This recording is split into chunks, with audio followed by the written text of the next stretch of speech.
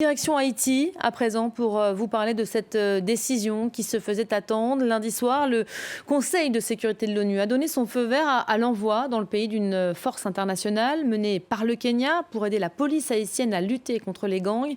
En Haïti, les autorités semblent impuissantes face à ces groupes armés qui contrôlent la majorité de Port-au-Prince. C'est dans ce contexte qu'un pasteur évangélique et ses fidèles ont tenté d'attaquer un gang eux-mêmes dans le nord de Port-au-Prince. C'était le 26 août dernier. Et pour en parler, on accueille Chloé Lauvernier. Bonjour Chloé, journaliste aux Observateurs de France 24. Vous allez revenir sur cet événement dans une émission spéciale qui sera diffusée sur notre antenne à partir de samedi. Que s'est-il précisément passé ce jour-là ? Alors, tout a commencé par une grande messe dans l'église évangélique de ce pasteur, Marc-Aurèle Zidore, qu'on appelle aussi pasteur Marco.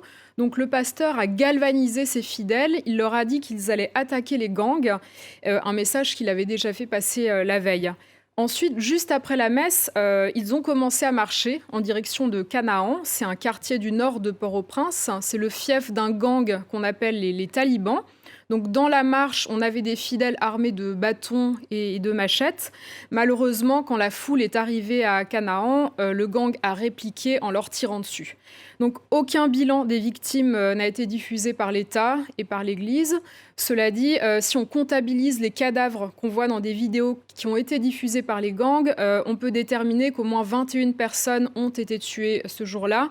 Cela dit, le bilan pourrait être beaucoup plus lourd parce que des personnes sont portées disparues depuis le 26 août. Une question qui se pose, c'est comment on en est arrivé là, de simples fidèles qui vont à main nue affronter des gangs aussi bien armés. Ça, en plus, c'est de notoriété, tout le monde le sait.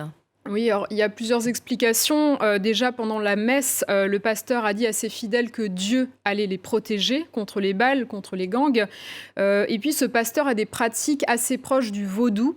Donc, il a aussi dit à ses fidèles, par exemple, de ramasser des petites pierres sur le sol en leur disant que ces petites pierres allaient les protéger contre les balles, là encore. Donc, ces fidèles faisaient confiance au pasteur, donc ils l'ont cru.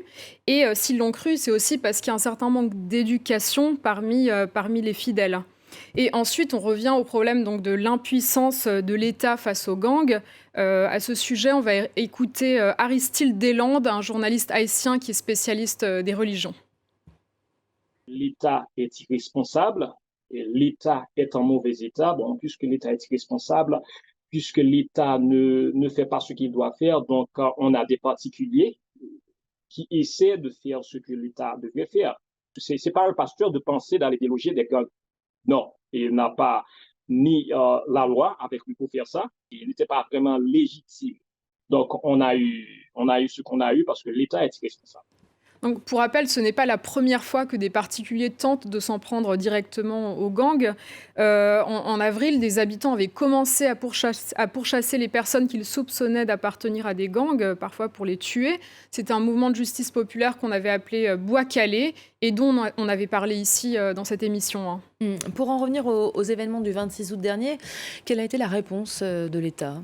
Alors, la police a ouvert une enquête. Elle a aussi dit qu'elle n'avait pas été prévenue de cette marche, qu'elle avait essayé de l'empêcher. Le gouvernement a annoncé la suspension provisoire de l'Église, mais c'était avant tout pour empêcher des représailles contre l'Église de la part des familles des victimes. Donc, il y a eu des réactions. Reste à voir si les enquêtes permettront de rendre justice aux personnes tuées le 26 août. Merci beaucoup Chloé. Je rappelle le titre de votre émission spéciale, donc apparaître sur nos antennes dès samedi et sur les réseaux sociaux évidemment. Haïti, des fidèles sous les balles.